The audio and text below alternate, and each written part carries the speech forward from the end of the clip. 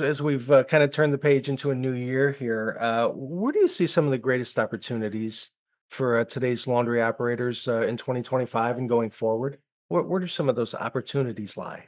I think it's going to be people wanting to retire. That's my opinion. Is Hmm. yes, there will be new stores built in markets that already have a lot of laundromats, but if the population isn't growing, everybody's going to have to raise their VIN prices to be more Hmm. successful when somebody else takes some of your business. But Yeah, yeah. um, my opinion, it's always my growth has been through retirement, and there's always Hmm. going to be whether somebody's 60 ready to retire or somebody's in Hmm. their 70s finally ready to retire. Hmm. I think that's going to be some of the better opportunities um, Hmm.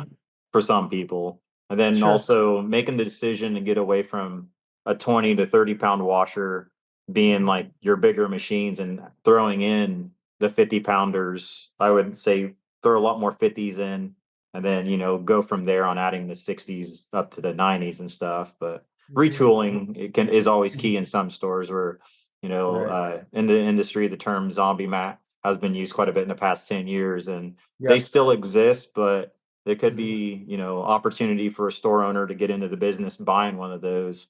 And it's just as long as their competitors haven't been multi-store owners to begin with, the Hmm. store just may be existing because the store owner has been shelling out personal money to keep it open Hmm. for, I don't know, whether it's the lease, they paying the bills to keep the business from going out of business because still obligated to a lease term or so.